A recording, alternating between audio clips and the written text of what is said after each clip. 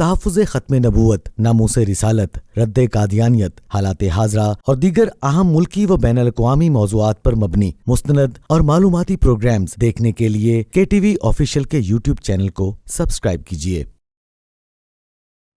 الحمدللہ حمدا کثیرا طیبا مبارکا فیہ مبارکا علیہ کما یحب ربنا ویرضى، والصلاة والسلام علی من لا نبی بعدہ ولا رسول بعدہ ولا معصوم بعدہ، اما بعد فاعوذ باللہ من الشیطان الرجیم، بسم اللہ الرحمن الرحیم۔ ما كان محمد أبا أحد من رجالكم ولكن رسول الله وخاتم النبيين وكان الله بكل شيء عليما۔ قال رسول الله صلى الله عليه وسلم: أنا خاتم النبيين لا نبي بعدي، أو كما قال عليه الصلاة والسلام۔ اللهم صل على محمد عبدك ورسولك، وصل على المؤمنين والمؤمنات والمسلمين والمسلمات، وبارك على سيدنا ومولانا محمد وعلى آله وأصحابه أجمعين إلى يوم الدين۔ میرے انتہائی قابل احترام سامعین و ناظرین، ختم نبوت کے عنوان پر کچھ معروضات پیش کروں گا۔ سب سے پہلے تو یہ بات سمجھنے والی ہے کہ ختم نبوت کا عقیدہ ہے کیا، کیونکہ بعض لوگ صرف لفظ جانتے ہیں، مطلب نہیں جانتے کہ اس کا مطلب کیا ہے۔ تمام امت مسلمہ کا متفقہ یہ عقیدہ ہے کہ ہمارے نبی پاک صلی اللہ علیہ وسلم اللہ کے آخری نبی ہیں، آپ کے بعد نہ کوئی نبی ہے نہ کوئی رسول ہے۔ اسے کہتے ہیں عقیدہ ختم نبوت، کہ ہمارے نبی صلی اللہ علیہ وسلم پر اللہ تعالیٰ نے نبوت مکمل کر دی، ختم کر دی، آپ کے بعد اللہ نے کسی کو بھی نبوت عطا نہیں کرنی۔ جن کو پہلے مل چکی وہ تو مل چکی، وہ تو نبی ہیں، اور ان میں سے اگر کوئی نبی قیامت سے پہلے تشریف لاتے ہیں تو ان کی وجہ سے ختم نبوت پر کوئی حرف نہیں آتا۔ جس طرح سیدنا عیسیٰ علیہ السلام قرب قیامت میں دجال اعظم کو قتل کرنے کے لیے تشریف لائیں گے تو آپ بے شک نبی ہیں، لیکن جب آپ تشریف لائیں گے تو بحیثیت نبی نہیں آئیں گے، آپ بحیثیت امتی آئیں گے۔ اس لیے بعض لوگ اس غلط فہمی کا بھی شکار ہوتے ہیں کہ جب محمد الرسول اللہ صلی اللہ علیہ وسلم کے بعد کوئی نبی نہیں تو پھر عیسیٰ علیہ السلام بھی تو نبی ہیں، وہ تو آئیں گے۔ وہ نبی ضرور ہیں لیکن نبی کی حیثیت سے نہیں آئیں گے، وہ امتی کی حیثیت سے آئیں گے۔ قرآن کریم میں درجنوں آیات ہیں اور 200 کے قریب احادیث ہیں جو احادیث متواترہ ہیں، جن میں یہ عقیدہ وضاحت کے ساتھ بیان کر دیا گیا ہے کہ حضور نبی پاک صلی اللہ علیہ وسلم اللہ کے آخری نبی ہیں۔ خاتم النبیین کہہ لیں، خاتم النبیین پڑھ لیں، یعنی تا پر زبر پڑھیں یا زیر پڑھیں، دونوں ہی طریقے سے مطلب ایک ہی بنتا ہے کہ آخری نبی ہیں۔ اور اگر مہر کا معنی بھی لیں تو اس کا مطلب یہ ہوتا ہے کہ جس طرح کوئی کمپنی کوئی پروڈکٹ بناتی ہے اور اس کے اوپر پھر اس کو سیل پیک کر دیتی ہے، یہ نشانی ہوتی ہے کہ کمپنی نے اس کو سیل پیک کر دیا ہے۔ اگر یہ کھلی ہوئی آپ کے پاس آتی ہے تو آپ سمجھ لیں کہ راستے میں کوئی گڑبڑ ہوئی ہے،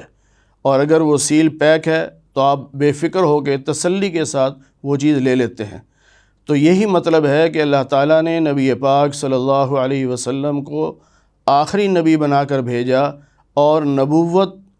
کا جو محل تھا اسے سیل پیک کر دیا ہے۔ اب اس محل میں کوئی اور نبی بن کے آ ہی نہیں سکتا۔ سیدنا آدم علیہ السلام سے لے کر حضور نبی پاک صلی اللہ علیہ وسلم تک جتنے انبیاء آئے، جن کو اللہ کے نبی صلی اللہ علیہ وسلم نے فرمایا کہ 1,24,000 انبیاء آئے، تو بس وہی انبیاء ہیں، آپ کے بعد کوئی اور نبی نہیں ہے۔ یہ ہے مطلب عقیدہ ختم نبوت کا۔ اللہ تعالیٰ نے نبی پاک صلی اللہ علیہ وسلم کو خاتم النبیین فرمایا، خاتم المرسلین نہیں فرمایا۔ حالانکہ یہ لفظ آپ سنتے ہیں کہ خاتم المرسلین بھی ہم کہتے ہیں، خاتم النبیین بھی کہتے ہیں، خاتم الانبیاء بھی کہتے ہیں، لیکن قرآن کریم میں اللہ تعالیٰ نے خاتم النبیین قرار دیا، اس لیے کہ رسول اور نبی میں فرق ہوتا ہے۔ رسول خاص ہوتا ہے جس کو نئی شریعت ملے اور یا پہلی ہی شریعت کا وہ داعی ہو، اور نبی عام ہوتا ہے چاہے اسے شریعت ملے چاہے نہ ملے، بس اللہ کی وحی اس نبی پر آتی ہے اور اللہ کے احکام کے مطابق، اللہ کے حکموں کے مطابق وہ تبلیغ کرتے ہیں، تو نبی عام ہوتا ہے۔ تو اللہ نے خاتم النبیین فرما دیا کہ رسول تو ہونا دور کی بات ہے، عام نبی بھی آپ کے بعد کوئی نہیں ہے۔ تو یہاں سے بتا دیا کہ نہ کوئی رسول آپ کے بعد ہے اور نہ کوئی نبی آپ کے بعد ہے، آپ آخری رسول بھی ہیں، آخری نبی بھی ہیں۔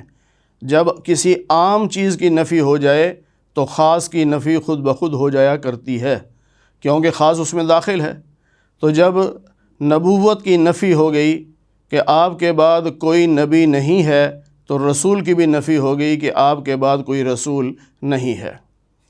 اور امت مسلمہ کا یہ اجماعی عقیدہ ہے کہ نبی کے علاوہ کوئی معصوم نہیں ہوتا، نبی جو ہوتے ہیں وہ معصوم ہوتے ہیں۔ تو اسی لیے پوری امت مسلمہ کا یہ عقیدہ ہے کہ جس طرح آپ کے بعد کوئی رسول نہیں، آپ کے بعد کوئی نبی نہیں، آپ کے بعد کوئی معصوم بھی نہیں، اس لیے کہ عصمت یہ صفت ہے نبی کی۔ اگر کسی اور کو معصوم مانیں گے تو پھر نبی والی صفت اس کے اندر مان لی، تو یہ تو پھر نبوت کا دروازہ کھولنے والی بات ہے۔ اس لیے آپ نے سنا بھی ہوگا کہ خطبے میں اکثر علماء یہ پڑھتے ہیں کہ من لا نبی بعد ولا رسول بعد ولا معصوم بعد، کہ نبی پاک صلی اللہ علیہ وسلم کے بعد نہ کوئی نبی ہے، نہ کوئی رسول ہے اور نہ کوئی معصوم ہے۔ اب جب اللہ تعالیٰ نے اس آیت میں جو سورہ احزاب کی آیت ہے، اس میں اس بات کی نفی کی کہ محمد صلی اللہ علیہ وسلم کسی مرد کے باپ نہیں ہیں، کیونکہ اس کے پیچھے اگر آپ شان نزول کو دیکھیں تو نبی پاک صلی اللہ علیہ وسلم کے منہ بولے بیٹے حضرت زید بن حارثہ، تو مکہ کے رسم و رواج کے مطابق انہیں زید بن محمد کہا جاتا تھا، کیونکہ آپ منہ بولے بیٹے تھے۔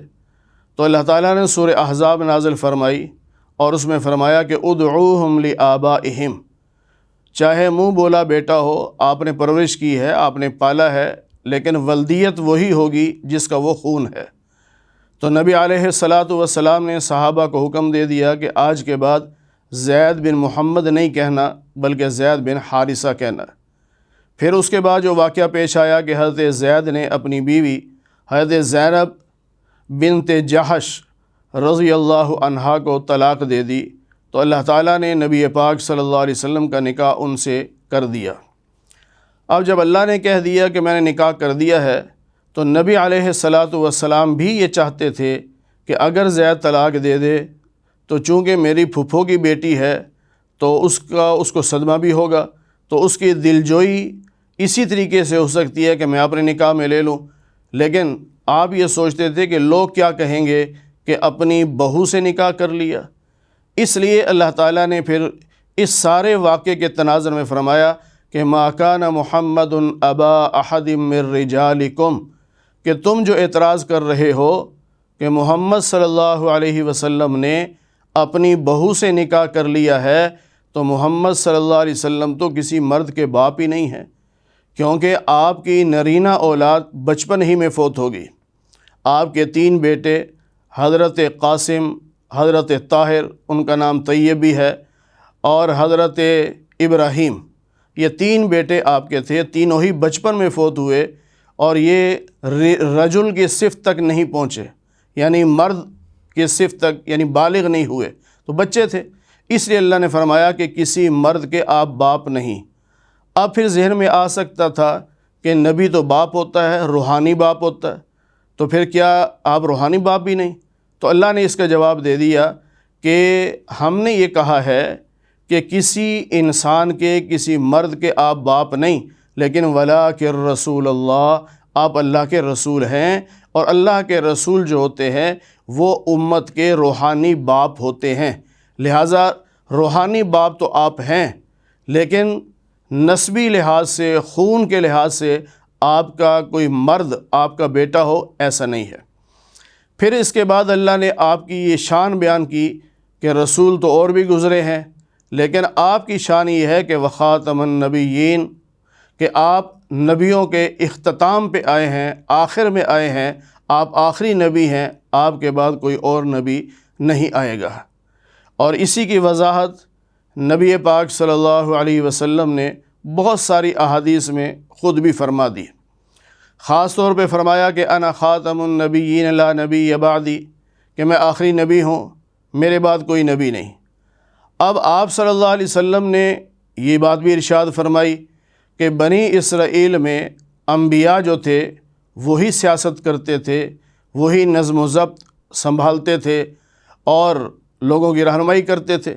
جب ایک نبی چلے جاتے تو دوسرے نبی آ جاتے، وہ کام کو سنبھال لیتے۔ اب قیامت تک انسانوں کی ہدایت کے لیے اگر کسی اور نبی نے نہیں آنا تو پھر ان کی ہدایت کا سامان کیا ہوگا؟ وہ اللہ کے نبی صلی اللہ علیہ وسلم نے خود فرما دیا کہ میں آخری نبی ہوں، میرے بعد کوئی نبی نہیں، لیکن میرے بعد خلافت ہوگی، یعنی خلفاء آئیں گے۔ اب نبی نہیں ہوں گے، لیکن نبیوں والا کام وہ خلفاء کریں گے، وہ امت کی اصلاح بھی کریں گے اور ان کی رہنمائی بھی کریں گے۔ تو خلافت تو چلتی رہے گی، اور یہ خلافت راشدہ کا جو سلسلہ ہے، اور اس میں آخری خلیفہ جو آئیں گے وہ امام مہدی آئیں گے علیہ الرضوان، جن کے بارے میں نبی پاک صلی اللہ علیہ وسلم نے پیشن گوئی فرما دی اور نشانیاں بھی بیان فرما دی کہ ان کا نام محمد ہوگا، والد کا نام عبداللہ ہوگا، والدہ کا نام آمنہ ہوگا، اور میری بیٹی فاطمہ کی اولاد سے ہوں گے، اور وہ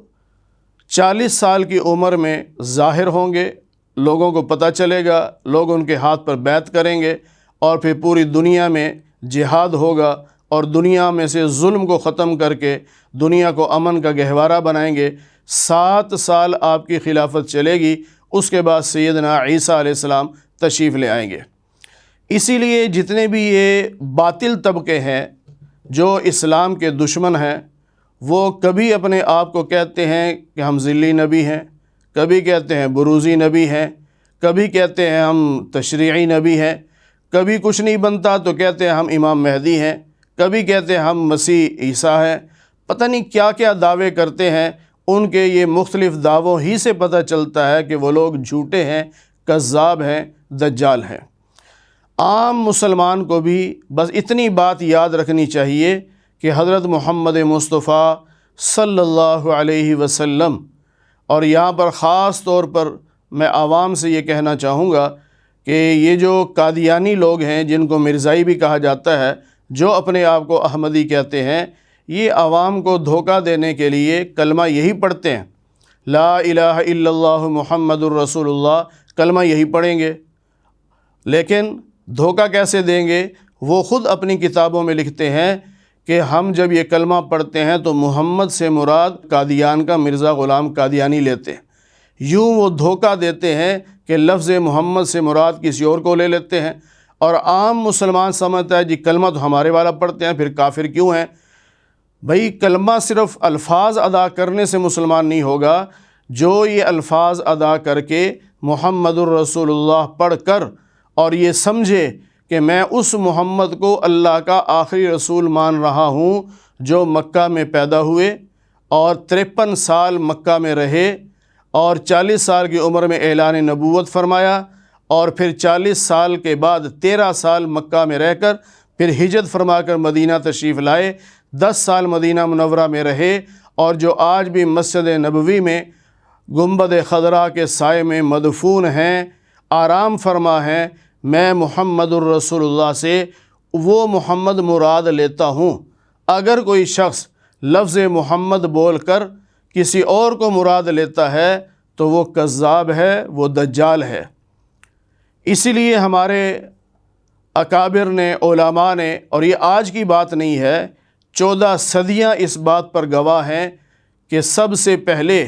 سیدنا ابوبکر صدیق رضی اللہ تعالی عنہ نے عقیدہ ختم نبوت کے تحفظ کے لیے جہاد کیا ہے اور مسلمہ کذاب کے خلاف جنگ لڑی ہے، اور 1200 کے قریب مسلمان شہید ہوئے ہیں، جن میں 800 سے زیادہ تو صحابہ کرام تھے جو حافظ قرآن تھے۔ لیکن انہوں نے دنیا کو پیغام دے دیا کہ ہمارے نبی پاک صلی اللہ علیہ وسلم کے بعد جو بھی نبوت کا دعویٰ کرے گا اس کے خلاف جہاد کیا جائے گا اور اس کے خلاف لڑا جائے گا، اور جیسے بھی حالات ہوں گے، جو بھی طریقہ کار ہوگا، ان حالات اور طریقہ کار کے مطابق ان کا مقابلہ کیا جائے گا۔ اب وہ حالات خلافت کا دور تھا اور خلیفہ وقت خود جہاد کے لیے لشکر روانہ فرما رہے ہیں، اب حالات وہ نہیں ہیں، اب قانونی جنگ لڑی جاتی ہے۔ تو اس لیے ہمارے علماء نے 1974 میں یہ قانونی جنگ لڑی اور اسمبلی سے، نیشنل اسمبلی سے قادیانیوں کو غیر مسلم قرار دلوایا۔ اب جب یہ لوگ خود اپنے آپ کو غیر مسلم ماننے کو تیار نہیں، اور پھر وہ کہتے ہیں کہ جی ہمیں اقلیت والے حقوق بھی دیے جائیں، یہ سراسر ظلم ہے۔ جو آدمی اسلام کا دعویٰ کرے اور وہ مسلمان نہ ہو تو پھر اس کو تو اقلیت والے حقوق نہیں مل سکتے نا۔ پہلے وہ اپنے آپ کو اقلیت تسلیم کرے، پاکستان کے آئین کو تسلیم کرے، اس کے بعد وہ اقلیت والے حقوق کا مطالبہ کرے، حکومت اسے اقلیت والے حقوق دے گی۔ لیکن شرط تو یہی ہے کہ قانون کو مانے اور اپنے آپ کو اقلیت تسلیم کرے۔ عام مسلمانوں کو دھوکہ دیا جاتا ہے کہ جی ہمیں اقلیت والے حقوق نہیں ملتے، اور عام آدمی بھی بیچارے جو دین سے تھوڑا دور ہوتے ہیں، علماء کے قریب نہیں بیٹھتے، وہ کہتے ہیں بڑا ظلم ہو رہا ہے ان کے ساتھ، جب یہ اقلیت ہیں تو ان کو حقوق ملنے چاہیے۔ بھئی بات یہ ہے کہ قانون کہتا ہے کہ یہ اقلیت ہیں، لیکن وہ اپنے آپ کو اقلیت تسلیم نہیں کرتے۔ جس وقت وہ آئین پاکستان کی روشنی میں اپنے آپ کو اقلیت تسلیم کر لیں گے، اس کے بعد ان کو اقلیت والے حقوق ملیں گے۔ ابھی تو وہ باغی ہیں، ابھی تو وہ باغی ہیں، اسلام کے بھی باغی ہیں، پاکستان کے بھی باغی ہیں، اور آئین پاکستان کے بھی وہ باغی ہیں، کیونکہ وہ لوگ اسلام کے دشمن ہیں، اسلام کو نہیں مانتے، نبی پاک صلی اللہ علیہ وسلم کو اللہ کا آخری نبی نہیں مانتے، بلکہ انہوں نے اسلام کے مقابلے پر خود ساختہ ایک مذہب بنایا ہے، اور اس مذہب کو بھی نام اسلام کا دیا، اور پوری امت مسلمہ کو جو انہیں مسلمان نہیں مانتا اسے وہ کافر کہتے ہیں۔ تو یہ تو باغی لوگ ہیں، اور انہوں نے اسلام کے مد مقابل ایک اپنا نیا مذہب بنایا، من گھڑت مذہب، لیکن اصطلاحات ساری انہوں نے اسلام والی استعمال کی۔ اسی لیے آئین پاکستان یہ کہتا ہے کہ جو مرزائی ہیں، قادیانی ہیں، جو لاہوری گروپ ہے، یہ اسلامی اصطلاحات کو استعمال نہیں کر سکتے۔ یہ مرزا کو نبی نہیں کہہ سکتے، جو کہے گا قانوناً وہ مجرم ہوگا، اور اس کے جو چیلے ہیں ان کو خلیفہ کہنا یا صحابی کہنا، یا اس کی بیویوں کو ام المومنین کہنا یا ازواج مطہرات کہنا، اور یا اپنی عبادت گاہ کو مسجد کہنا، یا اب مسلمانوں کی طرح اذان دینا، یا مسلمانوں کی مسجد کی طرح محراب بنانا اور اس پر مینار بنانا، کسی بھی اسلام کی کوئی بھی اصطلاح ان کے لیے استعمال کرنے کی قانوناً اجازت نہیں ہے، اور وہ اسی وجہ سے ہے کہ یہ اسلام کے باغی لوگ ہیں۔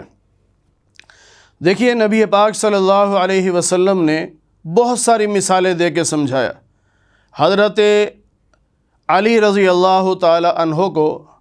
غزوہ تبوک کے موقع پر نبی پاک صلی اللہ علیہ وسلم نے مدینہ کا گورنر بنایا، فرمایا کہ آپ مدینہ میں رہو۔ تو کسی نے طعنہ دے دیا کہ علی اگر آپ شجاع ہوتے تو آپ کو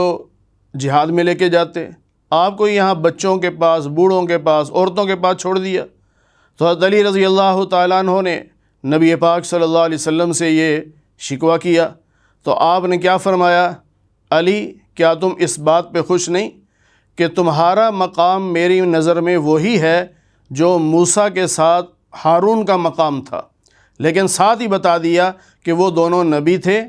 آپ نبی نہیں ہو، میں آخری نبی ہوں، میرے بعد کوئی نبی نہیں ہے۔ مثال بھی دی اور سمجھا بھی دیا کہ یہاں سے کوئی کسی شک میں مبتلا نہ ہو جائے کہ جس طرح موسیٰ علیہ السلام کے بھائی حضرت ہارون وہ بھی نبی تھے، تو ہو سکتا ہے کہ نبی کے چچا زاد بھائی حضرت علی بھی نبی ہوں۔ تو اللہ کے نبی صلی اللہ علیہ وسلم نے فوراً وضاحت کر دی کہ آپ کا مقام وہی ہوگا جو ہارون علیہ السلام کا مقام موسیٰ علیہ السلام کے ساتھ تھا، ان کی نظر میں تھا، لیکن میں آخری نبی ہوں، میرے بعد کوئی نبی نہیں ہے۔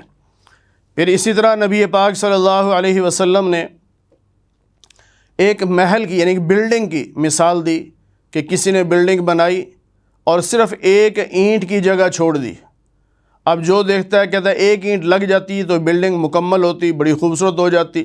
پھر آپ نے فرمایا وہ آخری اینٹ اس محل کی، اس بلڈنگ کی میں ہوں، اور جب میں آ گیا آخری اینٹ لگ گئی، محل مکمل ہو گیا۔ تو نبوت کا محل مکمل ہو چکا، اب وہاں کسی اور اینٹ کی گنجائش ہی نہیں ہے۔ وہ جو آخری اینٹ تھی وہ ہمارے نبی پاک صلی اللہ علیہ وسلم ہیں۔ اسی طرح جب آپ معراج کے سفر پہ تشریف لے گئے تو مسجد اقصیٰ میں جب آپ نے تمام انبیاء علیہم الصلاۃ کی امامت کی تو اس امامت سے پہلے وہاں پہ باقاعدہ ایک جلسہ ہوا، اس میں مختلف انبیاء نے تقریریں کی، جیسے حضرت آدم علیہ السلام نے، حضرت نوح علیہ السلام نے، حضرت ابراہیم علیہ السلام نے، حضرت موسیٰ علیہ السلام نے، حضرت عیسیٰ علیہ السلام نے۔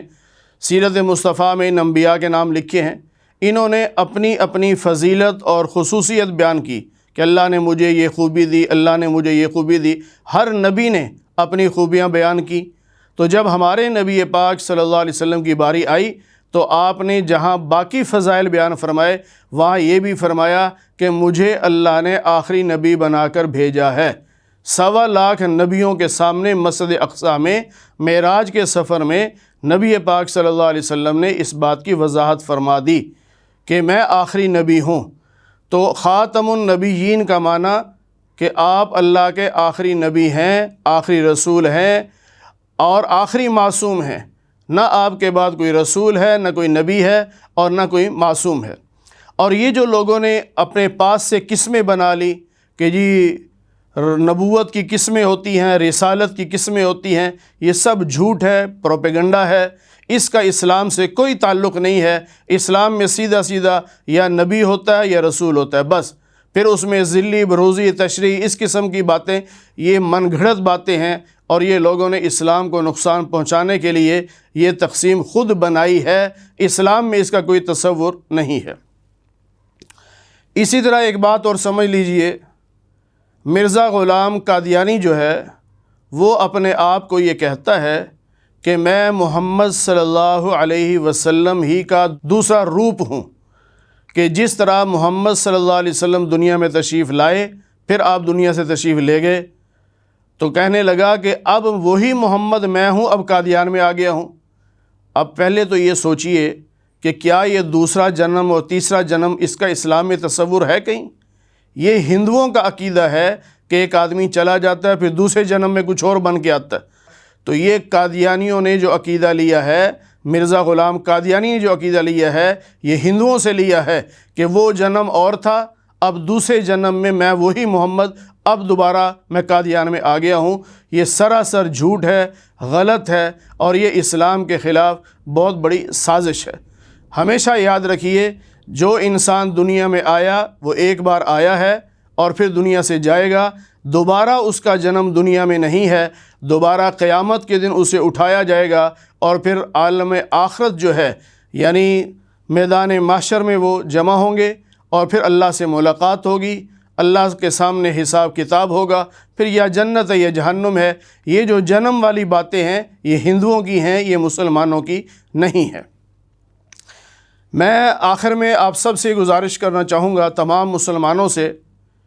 کہ اپنی اولادوں کو یہ بات رٹا لگوائیں، گھروں میں اس کا تذکرہ کریں،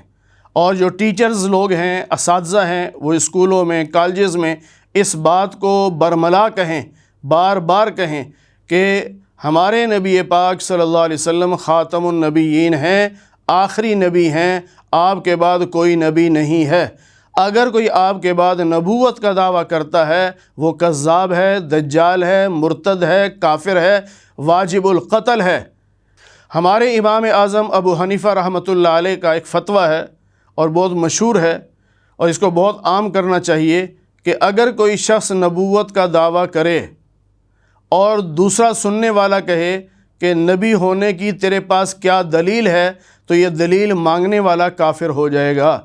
اس لیے کہ یہ اتنا پختہ عقیدہ ہے کہ اس میں شک کی گنجائش ہی نہیں ہے۔ جب کوئی بندہ دلیل مانگ رہا ہے تو اس کا مطلب ہے کہ اس کے ذہن میں یہ بات ہے کہ گنجائش ہے کسی اور نبی کے آنے کی، اگر یہ دلیل صحیح دے دے گا تو میں اسے نبی مان لوں گا۔ اس لیے جو دلیل مانگ رہا ہے اس کا ایمان ختم نبوت پر کمزور ہے، اس لیے وہ بھی کافر ہو جائے گا۔ یہاں ایک عجیب واقعہ ہے، شاید آپ نے کبھی سنا ہو۔ ایک قادیانی کو کسی نے کہا، اس قادیانی نے کسی مسلمان سے کہا کہ مرزا غلام قادیانی جو ہے وہ نبی ہے، مان لو۔ اس نے کہا میں تو نہیں مانتا۔ اب اس قادیانی نے اس کو گمراہ کرنے کے لیے کہا کہ تم استخارہ کر لو، استخارہ تو سنت ہے نا، استخارہ کر لو۔ اس نے کہا ہاں یہ بات ٹھیک ہے۔ اب اس نے استخارہ کر لیا، استخارہ کرنے کے بعد وہ قادیانی ہو گیا۔ اب بہت سارے علماء کے پاس اس کو لے کے گئے، لیکن وہ قابو نہیں آ رہا تھا کسی کے بھی۔ اس نے کہا میں نے استخارہ کیا ہے، استخارے میں مجھے اشارہ ملا ہے کہ مرزا غلام قادیانی نبی ہے، میں نے مان لیا۔ چناب نگر میں جو سالانہ کانفرنس ہوتی ہے، وہاں شرکت کے لیے حضرت مولانا یوسف لدھیانوی رحمۃ اللہ علیہ تشریف لائے تھے، تو ان سے ذکر کیا گیا اور فرمایا بلاؤ اس بندے کو۔ اس بندے کو بلایا گیا، اس نے کہا ہاں بھئی تو قادیانی کیوں ہوا؟ اس نے کہا جی اس نے سیدھی سی بات کی ہے کہ تم استخارہ کر لو، اور جب میں نے استخارہ کیا تو مجھے استخارے میں اشارہ مل گیا۔ تو مولانا یوسف لدھیانوی رحمۃ اللہ علیہ نے فرمایا کہ جب تو شک میں پڑ گیا اور استخارہ اس نیت سے کر رہا تھا کہ یہ نبی ہے کہ نہیں، تو کافر اسی وقت ہو گیا، اور جب کافر ہو گیا تو کافر کے استخارے کا اعتبار نہیں ہوتا۔ اب جب اسے پتہ چلا کہ اتنی بات پر تو میں تو کافر ہو گیا تھا، اب استخارہ تو مسلمان کے لیے، کافر کے لیے تھوڑی ہے، تو اس وقت اس کو اللہ نے پھر ہدایت دی اور وہ اس نے توبہ کی اور دوبارہ وہ مسلمان ہوا۔ تو بہت یہ چالیں چلتے ہیں، لوگوں کو گمراہ کرتے ہیں۔ بس روزانہ کی بنیاد پر ہمیں چاہیے کہ ہم اپنی اولادوں سے یہ باقاعدہ سبق سنیں، کہ ہر بچے کو یہ رٹوا دیں کہ ہمارے نبی پاک صلی اللہ علیہ وسلم اللہ کے آخری نبی ہیں، آخری رسول ہیں، آپ کے بعد کوئی نیا نبی نہیں ہے، کسی کو نبوت نہیں ملے گی۔ عیسیٰ علیہ السلام تشریف لائیں گے، وہ بحیثیت نبی نہیں آئیں گے بلکہ بحیثیت امتی آئیں گے۔ اور اس کے ساتھ ساتھ ہم علمی اور قلمی جہاد کرتے رہیں، دلائل کی دنیا میں، مناظرے کی دنیا میں ہم ان کا مقابلہ کرتے رہیں اور ان کو شکست دیتے رہیں، اور اس کے ساتھ ساتھ دعا بھی کرتے رہیں کہ اللہ تعالیٰ اس فتنے سے امت کی حفاظت فرمائے۔ جس طرح علامہ انور شاہ کاشمیری رحمۃ اللہ علیہ فرماتے تھے کہ میں نے جب مطالعہ کیا تو مجھے یہ پتہ چلا کہ 14 صدیوں میں اتنا خطرناک فتنہ کوئی نہیں آیا جتنا خطرناک فتنہ یہ قادیانی کا آیا ہے، کیونکہ ان کے بہت سارے حربے ہیں، ان حربوں کے ذریعے سے یہ مسلمانوں کو گمراہ کرتے ہیں، اور ایمان اسی کا بچتا ہے جس پہ اللہ کی رحمت ہو۔ اور اس لیے قرآن کریم میں بھی ہمیں حکم ہے کہ دعا مانگا کرو، ربنا لا تزغ قلوبنا بعد اذ ہدیتنا وہب لنا من لدنک رحمہ۔ اے اللہ آپ نے مجھے ہدایت دی ہے، مسلمان بنایا ہے، اے اللہ اب مجھ سے اس ہدایت کو پھیرنا نہ، مجھ سے یہ ہدایت چھیننا نہ۔ یہ اللہ سے دعا مانگتے رہیں کیونکہ فتنوں کا دور ہے، حالات کا کوئی پتہ نہیں ہوتا کہ انسان کس نہج پہ آ کے یا کس راستے پہ آ کے یا کس پگڈنڈی پہ آ کے پھسل جائے۔ اس لیے ہمیں چاہیے کہ محنت کے ساتھ ساتھ اللہ سے دعا کرتے رہیں، اللہ پوری دنیا کے مسلمانوں کے ایمان کی حفاظت فرمائے اور اس فتنے سے پوری امت کی حفاظت فرمائے اور اللہ اس فتنے کا خاتمہ فرمائے۔ وآخر دعوانا ان الحمد للہ رب العالمین۔